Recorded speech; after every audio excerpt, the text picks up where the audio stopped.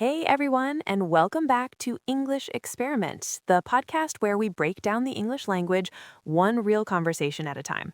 I'm Jessie. And I'm Ray. So glad you're here with us today, honestly. Yeah, and today we're doing something a little different, right? Like we're actually slowing things down. Literally. We're talking all about slow English listening and why it is honestly one of the most underrated tools for building real fluency. Right, right. And I feel like this is a topic that a lot of learners kind of overlook. Like they think, oh, I need to watch fast native speech. I need to, jump into the deep end immediately. And I mean, that's not always the best approach, is it? No, no, it's really not. And we're going to get into all of that today. So, whether you're a beginner who's just starting out, or you're more intermediate and you're kind of stuck, in that plateau zone, this episode is genuinely for you. Totally. And even if you're advanced, honestly, I think there's still something here for you. So let's just dive in. Jesse, let's start from the very beginning. Like, what even is slow English listening? How would you define it? Yeah, so slow English listening is basically exactly what it sounds like, right? It's the practice of listening to English that's been deliberately spoken at a slower pace, slower than natural native speech. And the idea is that when speech is slower, your brain has more time to process what you're hearing, like to actually catch each word, understand the meaning, connect it to grammar, all of that. And it's not just slowing down a recording, like hitting the 0.75x button on YouTube. Although, I mean, that can work too. But it's more about content that's designed with the learner in mind. Clear pronunciation, deliberate pacing, natural vocabulary, but without the rapid fire connected speech that native speakers do all the time. Yeah, and I think that's a key point actually, connected speech. Because even when I think about like how fast English can feel to a learner, it's not always about the speed itself, it's sort of the way words blend together. Like want to becomes wanna or going to becomes gonna, or even just like entire phrases kind of mush into one sound. Exactly. And that is one of the biggest challenges, right? Like a learner might know every single word individually. They could read a sentence perfectly, but then they hear it spoken naturally and they're like, wait, what? What just happened? What did they say? Yeah. Did they just say 7 words or two? Right? Exactly.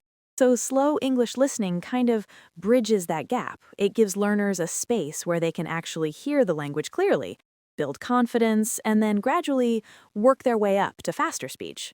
That makes a lot of sense, and I want to dig into the why a bit more here, because I feel like there's actually some real science behind this, right?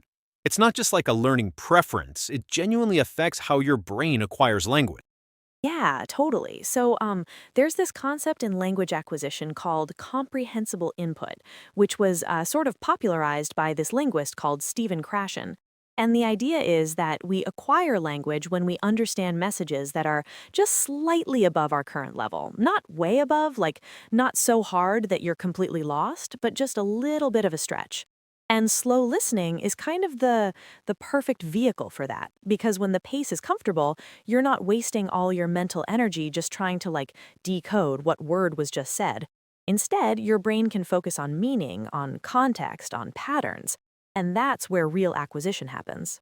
Yeah, it's almost like okay, imagine you're learning to ride a bike, right? You don't start on a downhill mountain trail, you start somewhere flat, somewhere safe where you can actually practice the skill without panicking. Oh, I love that analogy. Yeah, that's exactly it. And, once you've got your balance, once you're comfortable, then yeah, sure, go find a hill. But you need that foundation first. Right. And I think there's also a confidence piece to this that we shouldn't underestimate. Like, when learners constantly feel overwhelmed by fast speech, they start to kind of shut down, you know? Like, the frustration builds up and then they avoid listening practice altogether, which is the worst thing that could happen.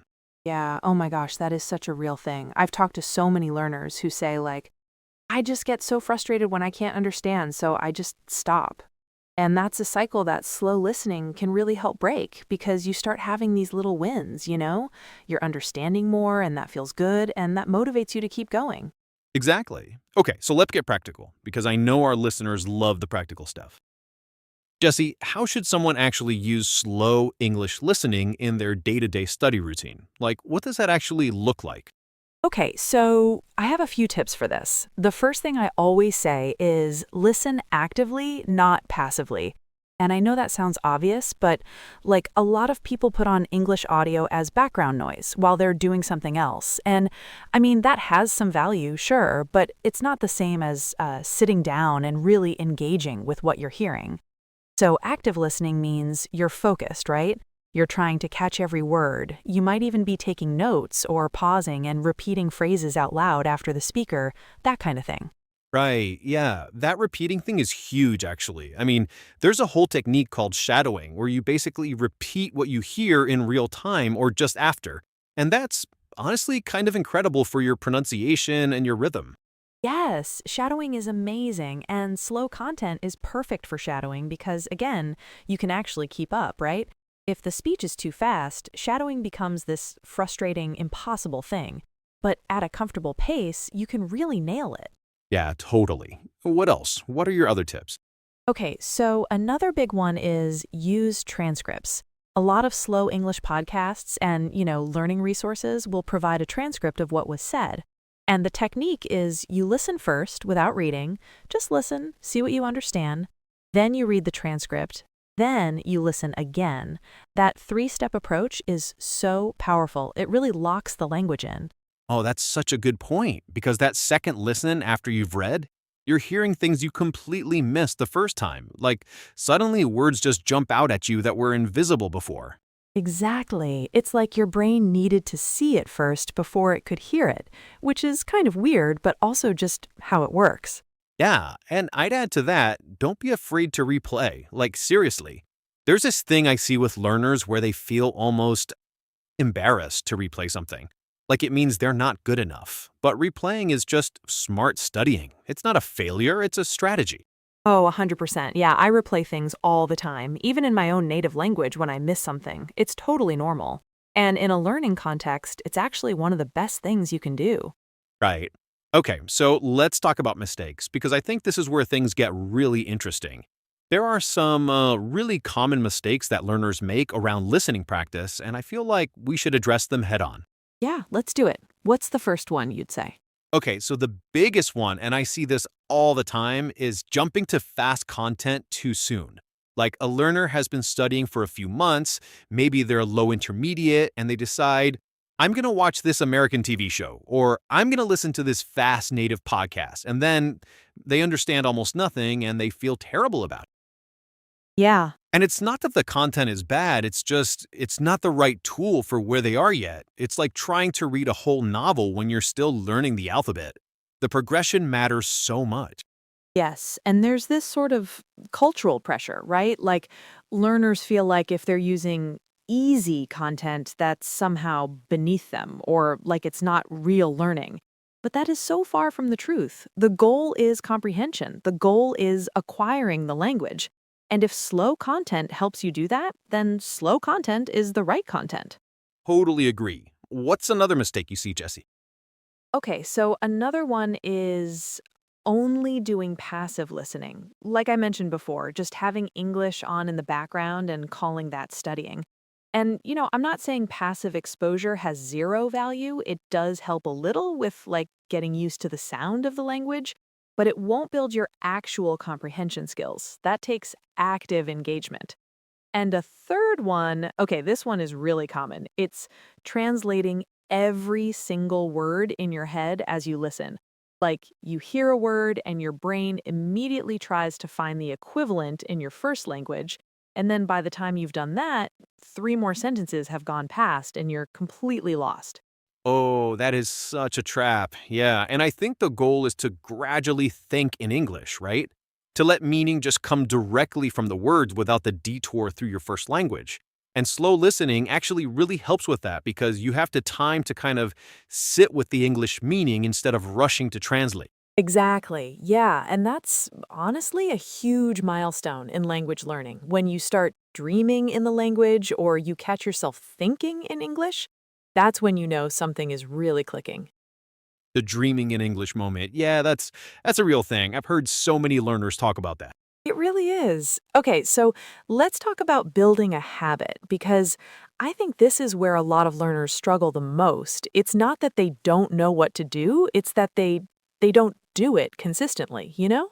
Yeah, consistency is everything in language learning. Like 20 minutes every day will get you so much further than 3 hours once a week.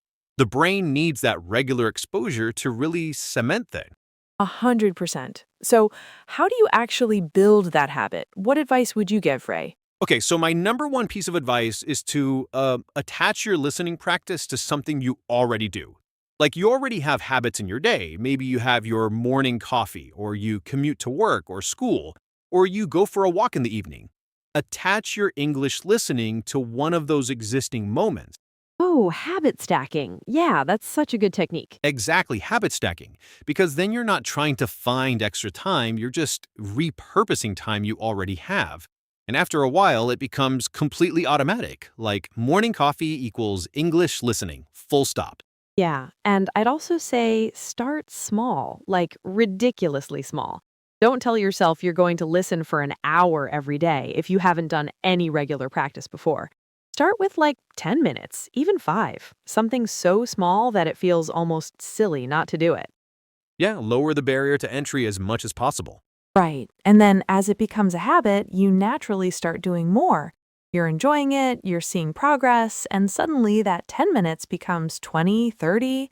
It builds on itself. And I think tracking can help too, like keeping a simple log, even just a little notebook where you write, Monday, listen to 15 minutes of English experiment, and just checking off those days. There's something really motivating about seeing that streak build up. Yeah, definitely use our podcast for that. But yes, tracking is huge. And also, I think celebrating progress, even small progress, like if you understood a whole episode without looking at the transcript, that's worth celebrating. That's real, tangible improvement. Absolutely. Okay, so I want to spend the few minutes talking to learners at different levels because I think the advice can look a little different depending on where you are in your journey? Yeah, for sure. Let's do that. So, if you're a beginner, like you've just started learning English, maybe you know some basic words and phrases, but you feel pretty lost most of the time when you hear real speech. First of all, that is totally normal. That's exactly where everyone starts. For beginners, I would really lean into slow, highly controlled content. Things like basic storytelling podcasts or even children's shows, which, and I cannot stress this enough, are not embarrassing. They use simple vocabulary, clear pronunciation, slow pace. They're basically perfect for beginners, and they can be really fun too, honestly. Yeah, there's no shame in that at all.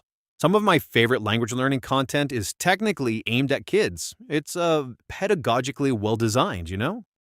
Exactly, pedagogically sound. And for beginners, I'd also say focus on listening for key words rather than trying to get every word. Like if you can catch the main nouns and verbs, you can often piece together the general meaning, and that's a win. Right. Now, for intermediate learners, which is honestly a huge range, like intermediate can mean so many different things. But let's say you can understand slow English reasonably well, and now you're trying to close the gap between that and understanding native speech. Yeah. For that group, I'd say start mixing in slightly faster content. Don't abandon the slow stuff, but start challenging yourself a little. Maybe listen to a slow English episode once, then find a similar topic in a regular podcast and see how much you can catch. That contrast is really revealing. Oh, I love that. Yeah, that comparison approach. And also for intermediates, I'd really push the shadowing. Like at this level, you probably know enough vocabulary that shadowing slow content will feel achievable and really satisfying. And it's doing so much for your speaking as well, not just your listening. Yeah, it's working multiple skills at once. And for advanced learners, like maybe you can understand most things, but there are still moments where native speech just kind of slips by you. Yeah, right. For advanced learners, I would actually recommend going back to slow content sometimes, intentionally. Not because you need it for comprehension, but to really dissect the language. Notice the grammar, notice how phrases are constructed, notice collocations and idioms. At that level, you're not just trying to understand, you're trying to really own the language. That is such a good point. Like, there's a difference between understanding something and truly internalizing it. And slow, focused listening can still do a lot for advanced learners at that deeper level. It's like you can always go back to the foundations and find something new there. Okay, I think we're getting close to wrapping up here, but before we do you want to do a quick recap, like the main takeaways from today?